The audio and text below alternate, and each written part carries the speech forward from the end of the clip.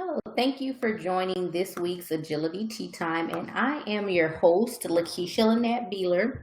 And this week we'll be talking about the mental health crisis in the United States.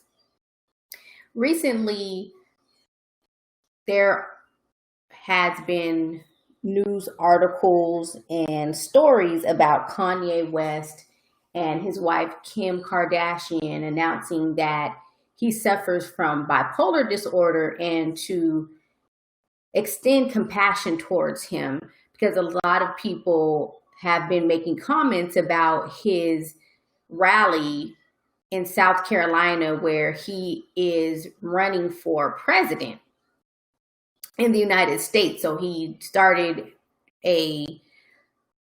by conducting a rally in South Carolina. And so during this rally, he made one statement. I'm not going to say a lot because I didn't listen to the entire speech, so I don't know, what other things that he said, but I do know that he made a comment about Harriet Tubman not freeing the slaves. What she did is just have blacks work for other white people. And so, that statement alone, I wouldn't say that it's due to his mental health problem, but it is due to being miseducated because equating slavery to someone working for someone that is white is not the same thing. African Americans in this country were forced to labor for white slave owners, and when they were freed and they went to other parts of the United States, if that is true that Harriet Tubman had them working for white people, I'm going to be very safe in assuming that these were jobs.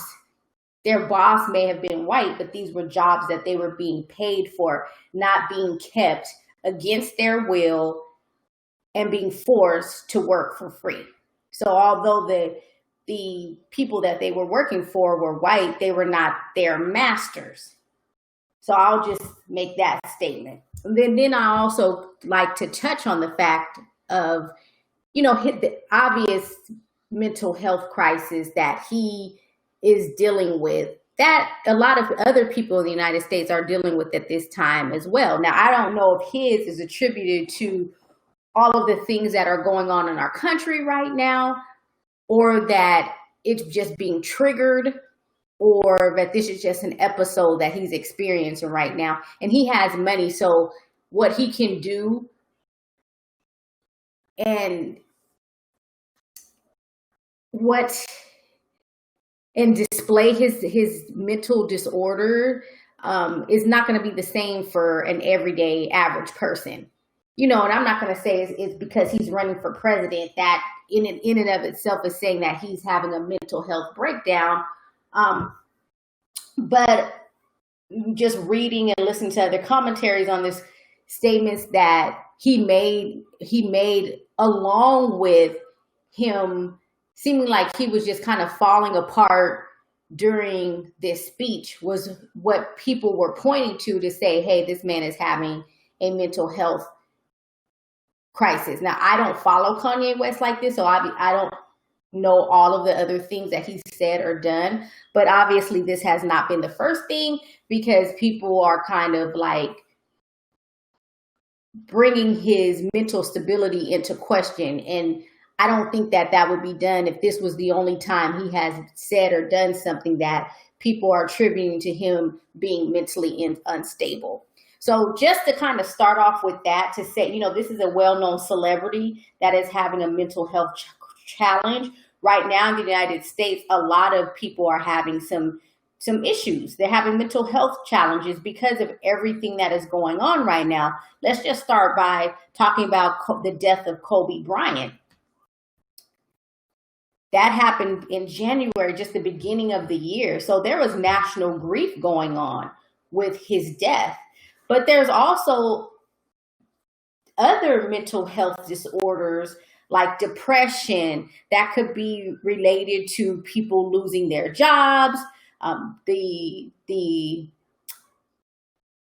unknown of the future of this country and people's well-being, anxiety, fear. There's all these talks about defunding the police, and you see some of these ads where it's showing, I saw one ad where it was this old lady and she was calling the police as someone was breaking into her house and she got the answering machine. So a lot of people are just really scared right now because they don't understand, when certain terms are thrown out there, they don't understand what that means, defunding the police. I'm not an expert on it myself, but from what my understanding of that is that it is reallocating funds, not necessarily getting rid of the police.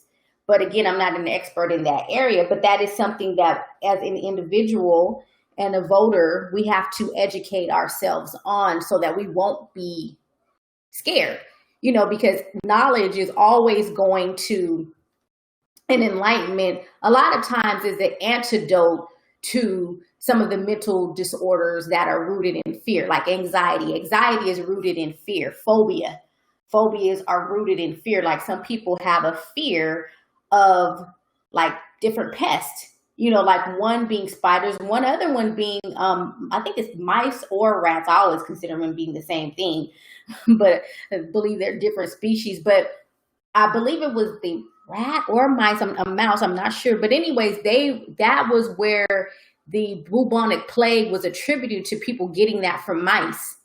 And so there's this fear, there's a theory that the fear of rodents came from the fact that people knew that this disease that wiped out a large portion of Europe during that pandemic, it was started from mice. I believe it was a bubonic plague, or it could have been the black plague, or those things could be synonymous. But fact check me on that. But anyways, the fear of mice or rodents, because I'll just say rodents because I'm not sure if it was a mouse or a rat, but there's a theory that is attributed to the fact that this huge health crisis and health issue that killed millions of people was attributed to a rodent. So again, when you educate yourself on things, then a lot of times that takes away the fear of some of the phobias that we have. So anxiety or phobia, those are rooted in fear. Now, other disorders that are common, and right now there's a rise in post-traumatic stress syndrome. Post-traumatic stress syndrome occurs when you experience something traumatic and your brain sometimes will replay that incident over and over and over again. You see a lot of war veterans that deal with post-traumatic stress syndrome. Grief. As I previously mentioned, there was national grief, not only just with Kobe Bryant, but when you talk about George Floyd, where you see people saw the visual of this man's life being taken from him. And then you see Ahmaud Arbery, similar, and you hear and read the news stories about Breonna Taylor, and those are just a few. But as these issues are being dealt with, other ones are cropping up as well. So you have, on a national level, people that are just grieving. So it would not be a surprise that calls to hotlines dealing with mental health issues and other issues would be seeing a huge increase right now because of all these things that are going on. So if you or someone is dealing with one of these disorders, then know that there is help. There's a lot of therapists out there. There's therapists that offer services virtually on the phone, and you can reach out and get the help that you need, and not to feel shame about that, and also to understand that you're not alone. A lot of people are dealing with mental health disorders right now, and sometimes when you use that word, it automatically puts a stigma towards something, but these are just imbalances within your brain. And some of these actually are chemical imbalances where there's chemicals in the brain that are off kilter. Like, let's say with depression, there's postpartum depression that women that have recently had a baby experience and suffer from. But these are chemicals that are off balance that are causing depression. So there's these chemicals in the body that when they're off will cause some of these issues. Another mental disorder that is on the rise right now that I don't have listed here, but is burnout. You know, a lot of times you don't think of burnout as being a mental health disorder, but it is. Your mind is overloaded. You're just overwhelmed. And right now, people are overwhelmed. People are working from home. They're taking care of their children while they're working, no childcare, taking on a lot more, trying to juggle the responsibility of work life and home life at the same time. And so people are really experiencing burnout right now, just being totally overwhelmed, not just with work, but if you couple that with the coronavirus, it is a lot just to go, just do regular things, just thinking in your mind, oh my God, did I touch that? Did I wash my hands before I touch my face, after I touched the doorknob? That will cause your mind to just go on overload. And so burnout can come on quicker than it would before because of just the amount of stress that is involved in dealing with the pandemic. And then when you look at the numbers, you know, there's 4 million people in the United States that are reported to have the coronavirus. That is not even the people that have not reported. So when we talk about burnout, it's easier to understand how that could occur when you're dealing with a global health crisis. But again, if you're experiencing any of these mental health disorders, depression, anxiety, post-traumatic stress syndrome, grief, any type of phobia, because there's a lot of phobias, shame, or bipolar disorder, and one that's not even listed here, just know that there's help available. And, you know, do try to seek that out. Now, this week's tea inspiration is dandelion tea. I chose dandelion tea because it's just a powerhouse. And I love the way that it's described. Like if you go, because I got the one that I use, it was made by Traditional Medicinals. And I loved it. Now, if you go onto their website, they'll explain a lot about the dandelion tea and the dandelion itself. And I just love the way it describes it as this weed, something that you just think, you know, it's this weed or something that's just pretty much obnoxious and it's an annoyance, but it's such a powerhouse. Dandelion tea is used for anti-cancer treatment. It's used for detoxing the body, like detoxing the liver. It's used for weight loss. I've also read where it's also good for dealing with mental health, but there are numerous benefits of dandelion tea. And another benefit to it is that it tastes good and you can drink it like 3 times a day, daily. Some things, like even with vitamins, you can get too much of something. But keep in mind that if you have an allergy, then this may be a tea that you may not be able to drink, but it is a powerhouse. And I got some and I started drinking it and I love it.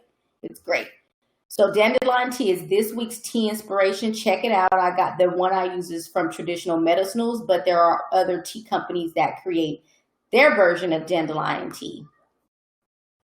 Now, this song for this week is from Mahalia Jackson, How I Got Over, and I'm going to play about a minute of that. So listen to that as we continue on with this week.